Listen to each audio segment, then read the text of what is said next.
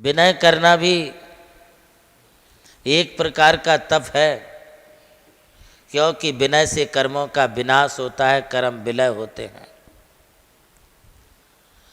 जो कर्मों को विलय करे, कर्मों का विनाश करे, वो एक प्रकार का तप ही है। और विनय करने से यदि हमारे कर्मों की निर्जरा होती है तो इससे अच्छा तपस्रण और क्या होगा।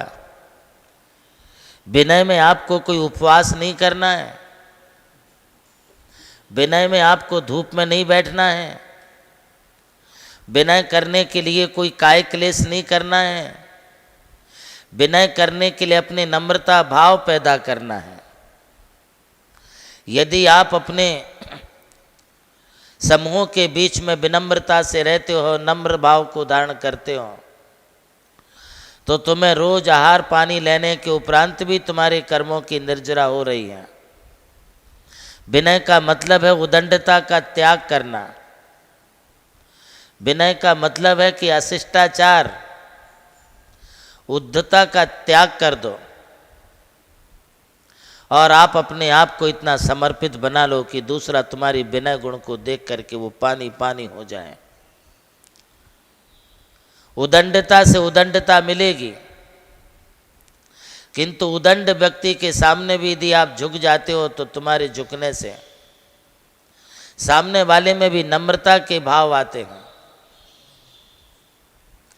झुकने वाला झुकाने वाला चाहिए, दुनिया झुकती है।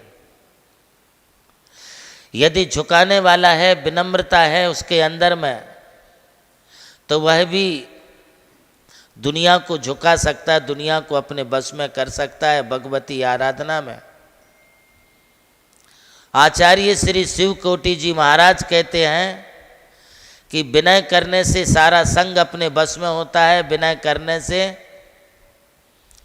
कल्याण की प्राप्ति होती है, विनय करने से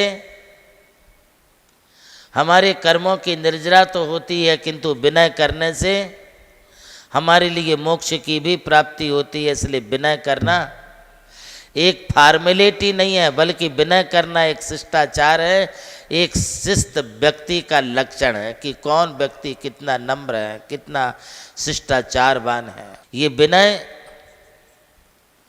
हमारे लिए एक लोकाचार व्यवहार को सिखलाती है।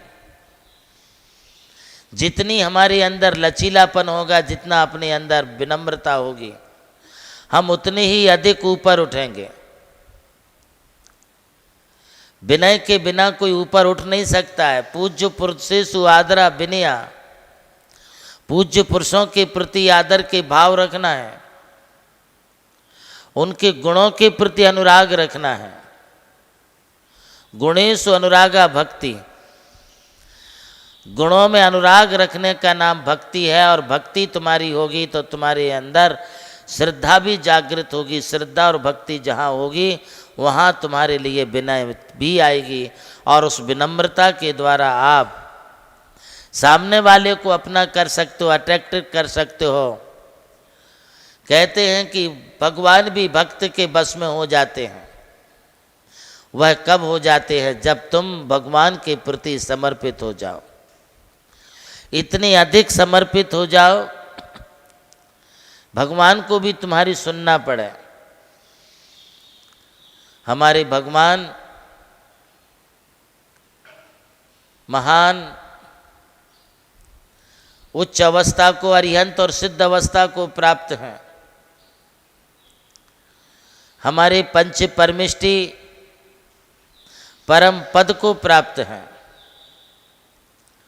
उनकी यह परम स्थिति हमारे लिए भी प्राप्त हो। बंदे तद्गुण लब्धे,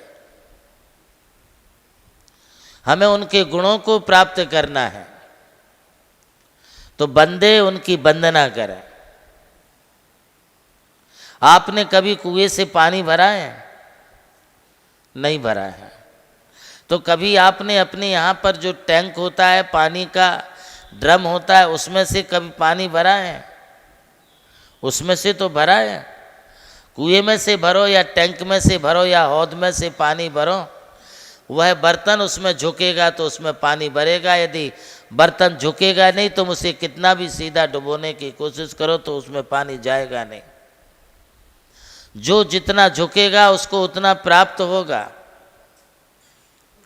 ये अंदर जो तुम्हारी अहंकार भरा है ना, इस अहंकार को पहले खाली करो। जैसे एक बोतल होती है, बोतल को तुम सीधा डुबो तो पानी नहीं भरेगा उसमें, किंतु जैसे जैसे उस बोतल को तुम तिरछा करते जाओगे और तिरछा करते करते उसमें की एयर निकलती जाएगी, वैसा वैसा उसमें पानी भरता जाएगा। ठीक इसी तरह से हम जितने जितने दुखते जाएंगे, हमारा जितना जितना अहंकार रूपी एयर बाहर निकलती जाएगी, उतने गुण हमारे अंदर में आते जाएंगे।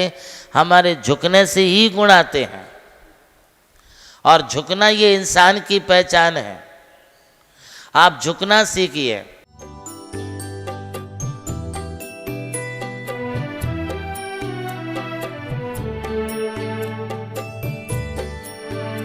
जैन धर्म केवल धर्म नहीं, जन जन का धम है। यही है इस धर्म की संस्कृति। सन 2010 चातुर्मास के दौरान मांगी तुंगी और गजपंथा की तीर्थ यात्रा के बाद एक रात्रि गजपंथा की पहाड़ियों पर विश्राम करते समय आचार्य श्री देवनंदी जी महाराज को एक दिव्य स्वप्न प्राप्त हुआ। स्वप्न में उन्होंने देखा कि एक ऐसा तीर्थ जिसकी कोई कल्पना भी नहीं कर सका था, एक ऐसा स्थान जहां पंच परमेष्ठियों की भव्य मूर्तियां हों, एक ऐसा समव शरण जो समर्पित हो जैन धर्म की शाश्वत परंपरा को। उस दिव्य संकेत को जीवन में उतारने के लिए आचार्य श्री कुंथलगिरी की ओर विहार पर निकल पड़े। वहां एक श्रद्धालु ने अपनी भूमि पूज्य गुरुदेव को समर्पित की और यहीं से आरंभ हुई मुंबई आगरा हाईवे NH3 स्थित णमोकार तीर्थ के निर्माण की महायात्रा। ये वही भूमि है जिसे राम टेकड़ी कहा जाता है, जहां भगवान रामचंद्र जी ने 12 लाख वर्ष पूर्व तपस्या की थी।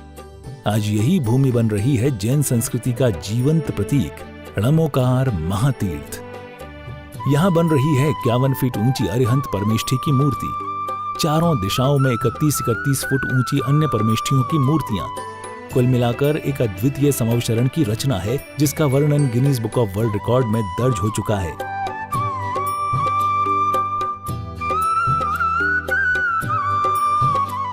इस भव्य मंदिर जी में स्थापित किए जा रहे हैं 24 तीर्थंकरों के 24 मंदिर, पंचमेरु, नंदीश्वर द्वीप, नवदेवता और 64 रिद्धि मंदिर, सप्तऋषि मंदिर और गोमटेश्वर बाहुबली, संवेद शिखर जी की झलक और क्षेत्रपाल मंदिर। यहाँ पर अब तक 250 से अधिक कमरे निर्मित हो चुके हैं, जिनमें 75 साधु साध्वियों के लिए एवं यात्री निवास आधुनिक सुविधाओं से युक्त है। AC रूम, भोजनशाला, कैंटीन और विशाल गुरु मंदिर। णमोकार तीर्थ का भूमि पूजन 8 फरवरी 2014 को संपन्न किया गया था और आज लगभग 10 लाख स्क्वायर फीट से अधिक निर्माण पूर्ण हो चुका है और अब यह दिव्य तीर्थ अपने चरम आयोजन की ओर अग्रसर है।